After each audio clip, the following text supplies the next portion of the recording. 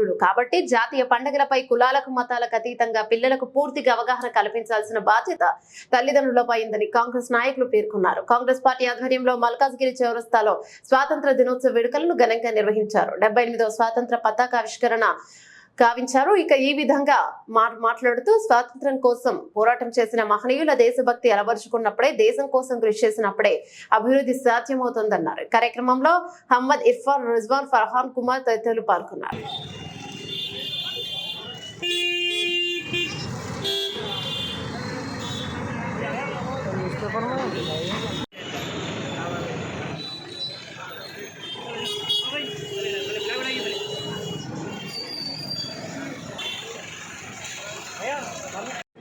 उसकी खुशी में आज 15 अगस्त के दिन हम क्वालिटी साहब की तरफ से झंडा आविष्कार करे हैं।